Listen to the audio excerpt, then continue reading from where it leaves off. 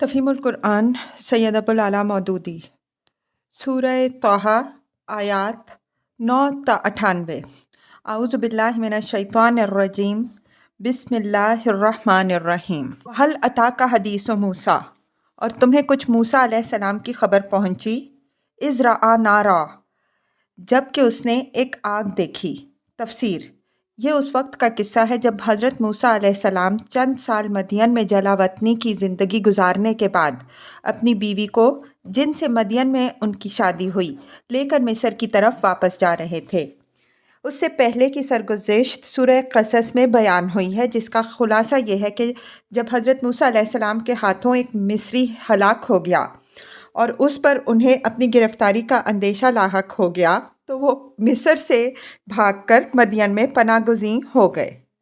فَقَالَ لِأَهْلِهِمْ كُثُوا إِنِّي آنَسْتُ نَارًا لَعَلِّي آتِيكُم مِّنْهَا بِقَبَسٍ أَوْ أَجِدُ عَلَى النَّارِ هُدًى، اور اپنے گھر والوں سے کہا کہ ذرا ٹھہرو، میں نے ایک آگ دیکھی ہے، شاید کہ تمہارے لیے ایک آدھ انگارہ لے آؤں یا اس آگ پر مجھے راستے کے متعلق کوئی رہنمائی مل جائے۔ تفسیر: ایسا محسوس ہوتا ہے کہ یہ رات کا وقت اور جاڑے کا زمانہ تھا۔ حضرت موسیٰ علیہ السلام جزیرہ نمائے سینا کے جنوبی علاقے سے گزر رہے تھے۔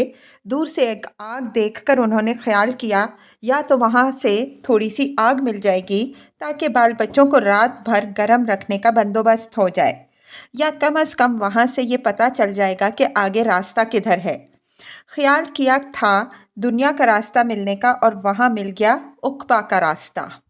فَلَمَّا أَتَاهَا نُودِيَ يَا مُوسَىٰ، وہاں پہنچا تو پکارا گیا کہ اے موسیٰ، اِنِّی أَنَا رَبُّکَ، میں تیرا رب ہوں، فَاخْلَعْ نَعْلَیْکَ، جوتیاں اتار دے۔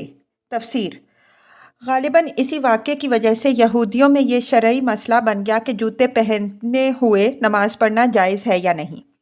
نبی صلی اللہ علیہ وسلم نے اس غلطی کو رفع کرنے کے لیے فرمایا: اعرفوا اليہود فإنهم لا يصلون في نعالهم ولا خفافهم، یہودیوں کے خلاف عمل کرو کیونکہ وہ جوتے اور چمڑے کے موزے پہن کر نماز نہیں پڑھتے۔ اس کا مطلب یہ نہیں کہ ضرور جوتے پہن کر نماز پڑھنی چاہیے، بلکہ مطلب یہ ہے کہ ایسا کرنا جائز ہے، اس لیے دونوں طرح عمل کرو۔ ابو داؤد میں عمر بن عاص رضی اللہ عنہ سے روایت ہے کہ انہوں نے نبی صلی اللہ علیہ وسلم کو دونوں طرح نماز پڑھتے دیکھا۔ مسند احمد اور ابو داؤد میں ابو سعید خدری رضی اللہ عنہ سے روایت ہے کہ حضور صلی اللہ علیہ وسلم نے فرمایا: جب تم میں سے کوئی مسجد آئے تو جوتے کو پلٹ کر دیکھ لے، اگر کوئی گندگی لگی ہو تو زمین سے رگڑ کر صاف کر لے اور انہی جوتوں میں پہنے ہوئے نماز پڑھ لے۔ ابو ہریرہ رضی اللہ عنہ سے روایت ہے کہ حضور صلی اللہ علیہ وسلم کے یہ الفاظ ہیں: اگر تم میں سے کسی نے اپنے جوتے سے گندگی کو پامال کیا ہو تو مٹی اس کو پاک کر دینے کے لیے کافی ہے۔ اور حضرت ام سلمہ رضی اللہ عنہا سے روایت ہے: جگہ گندگی لگی ہوگی تو دوسری جگہ جاتے جاتے خود زمین ہی اس کو پاک کر دے گی۔ ان کثیر التعداد روایات کی بنا پر امام ابو حنیفہ رحمہ اللہ، امام ابو یوسف رحمہ اللہ، امام اوزاعی رحمہ اللہ اور اسحاق بن راہویہ وغیرہ فقہا اس بات کے قائل ہیں کہ جوتا طاہر حال میں زمین کی مٹی سے پاک ہو جاتا ہے۔ ایک قول امام احمد رحمہ اللہ اور امام شافعی رحمہ اللہ کا بھی ہے اس کی تائید میں، مگر امام شافعی رحمہ اللہ کا مشہور قول اس کے خلاف ہے۔ غالباً وہ جوتا پہن کر نماز پڑھنے کو ادب کے خلاف سمجھ کر منع کرتے تھے، اگرچہ سمجھا یہی گیا ہے کہ ان کے نزدیک جوتا مٹی پر رگڑنے کے بعد پاک نہیں ہوتا۔ اِنَّکَ بِالْوَادِ الْمُقَدَّسِ طُوَىٰ، تو وادی مقدس طویٰ میں ہے۔ تفسیر: عام خیال یہ ہے کہ طویٰ اس وادی کا نام ہے، مگر بعض مفسرین نے وادی مقدس طویٰ کا مطلب یہ بیان کیا ہے کہ وہ وادی جو ایک ساتھ کے لیے مقدس کر دی گئی۔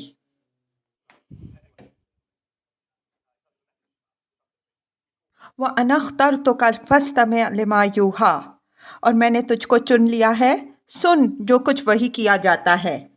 اِنَّنِي أَنَا اللَّهُ لَا إِلَٰهَ إِلَّا أَنَا فَاعْبُدْنِی، میں ہی اللہ ہوں، میرے سوا کوئی خدا نہیں، پس تو میری بندگی کر۔ وَأَقِمِ الصَّلَاةَ لِذِکْرِی، اور میری یاد کے لیے نماز قائم کر۔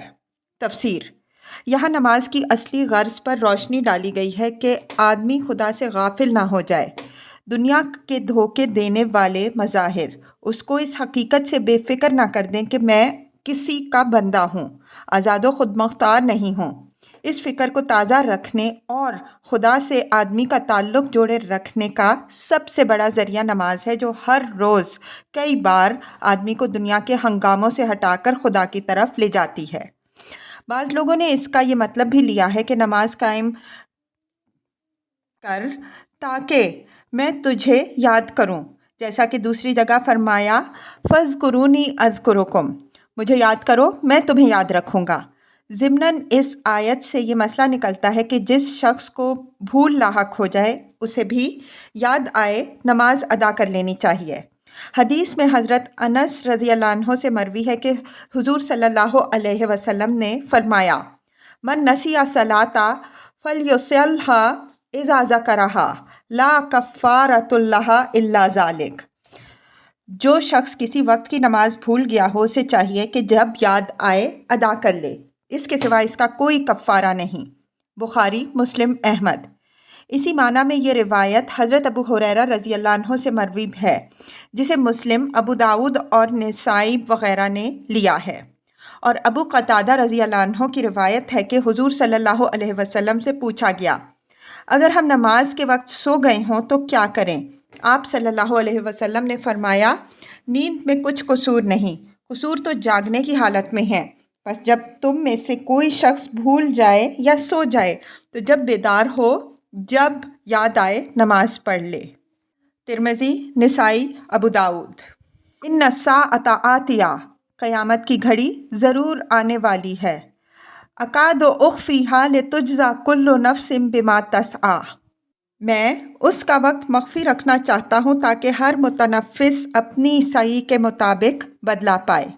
تفسیر: توحید کے بعد دوسری حقیقت جو ہر زمانے میں تمام انبیاء علیہم السلام پر منکشف کی گئی ہے اور جس کی تعلیم دینے پر وہ مامور کیے گئے ہیں، آخرت ہے۔ یہاں نہ صرف اس حقیقت کو بیان کیا گیا ہے بلکہ اس کے مقصد پر بھی روشنی ڈالی گئی ہے۔ یہ ساعت منتظرہ اس لیے آئے گی کہ ہر شخص نے دنیا میں جو سعی کی ہے اس کا بدلہ آخرت میں پائے، اور اس کے وقت کو مخفی بھی رکھا اسی لیے گیا ہے کہ آزمائش کا مدعا پورا ہو سکے۔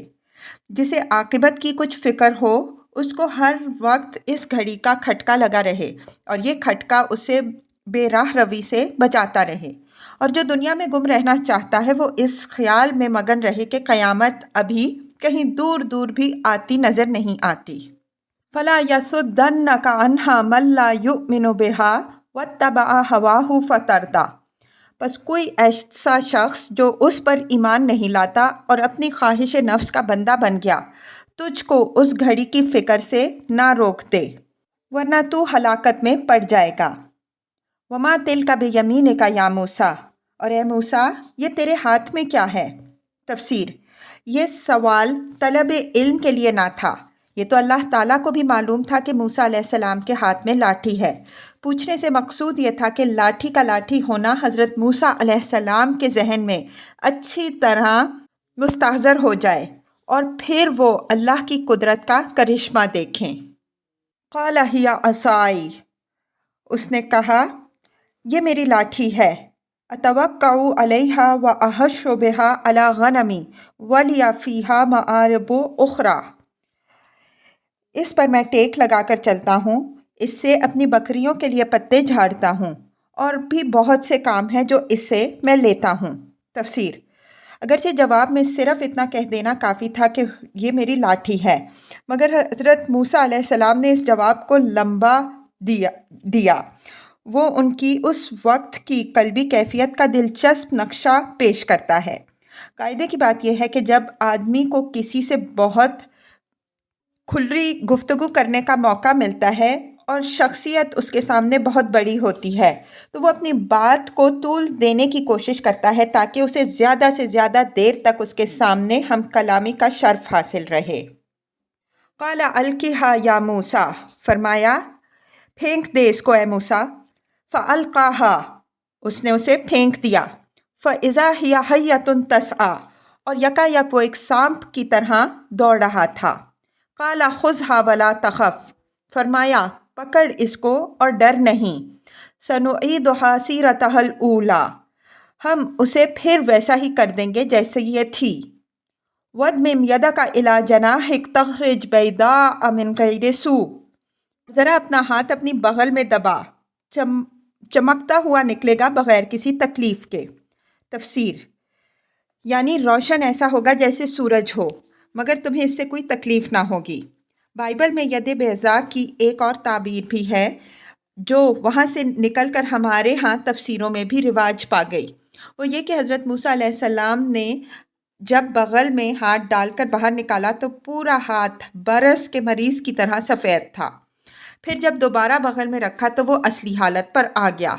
یہی تعبیر اس معجزے کی تلمود میں بھی بیان کی گئی ہے، اور اس کی حکمت یہ بتائی گئی ہے کہ فرعون کو برس کی بیماری تھی جسے وہ چھپائے ہوئے تھا، اس لیے اس کے سامنے یہ معجزہ پیش کیا کہ دیکھ لے، یوں آنن فانن برس کا مرض پیدا بھی ہو جاتا ہے اور ختم بھی ہو جاتا ہے۔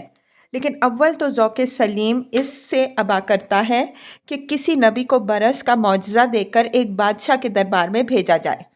دوسرے، اگر فرعون کو مخفی طور پر برس کی بیماری بھی تھی تو ید بیضاء صرف اس کی ذات کے لیے معجزہ ہو سکتا تھا، اس سے درباریوں پر اس معجزے کا کیا رعب طاری ہوتا۔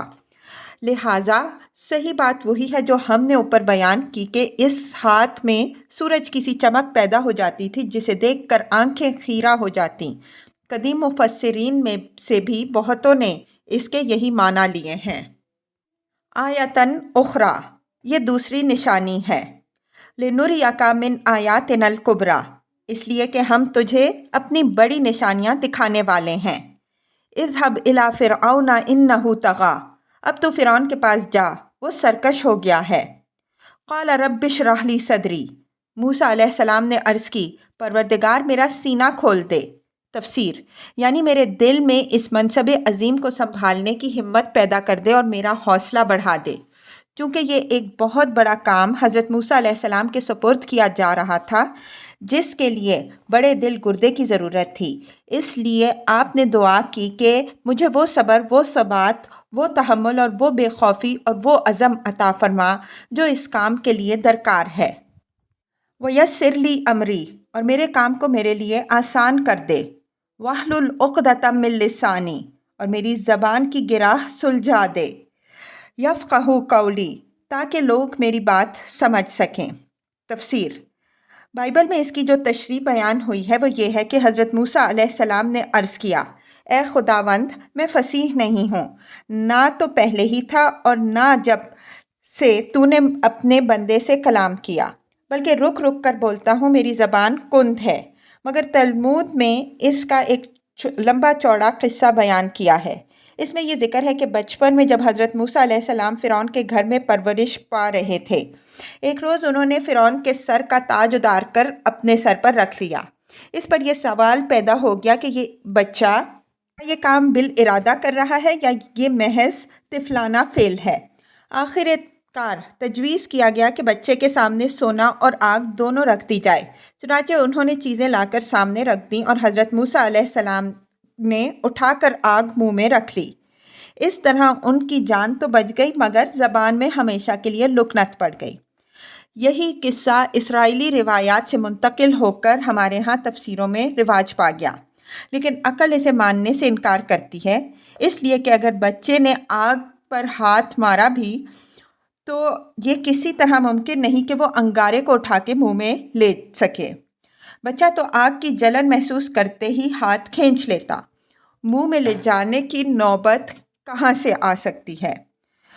قرآن کے الفاظ سے جو بات ہماری سمجھ میں آتی ہے وہ یہ ہے کہ حضرت موسیٰ علیہ السلام اپنے اندر خطابت کی صلاحیت نہ پاتے تھے اور ان کو اندیشہ لاحق تھا کہ نبوت کے فرائض ادا کرنے کے لیے اگر تقریر کی ضرورت کبھی پیش آئی تو ان کی طبیعت میں جھجک مانے ہو جائے۔ اس لیے انہوں نے دعا فرمائی کہ اے اللہ میری زبان کی گرہ کھول دے تاکہ میں اچھی طرح اپنی بات لوگوں کو سمجھا سکوں۔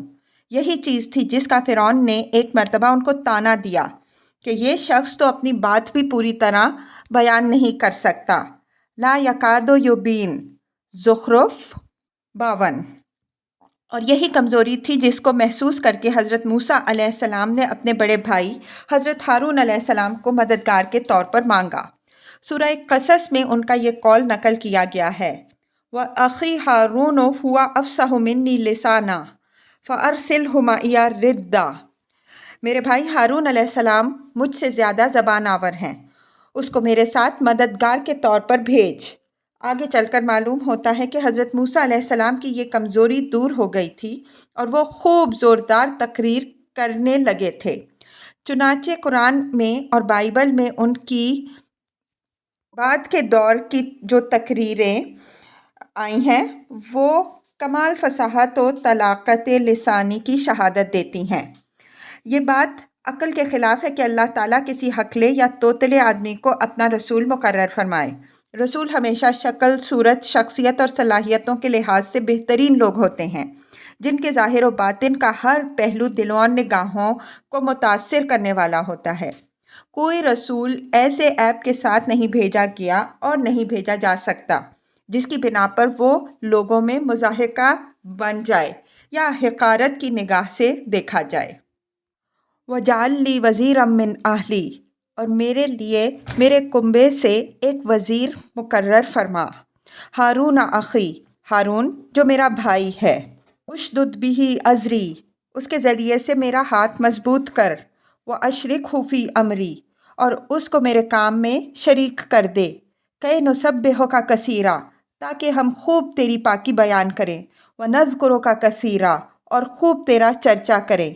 انک کنت بنا بصیرا، تو ہمیشہ ہمارے حال پر نگراں ہے۔ قالا قد اوتیت سؤلک یا موسیٰ، فرمایا دیا گیا جو تو نے مانگا اے موسیٰ۔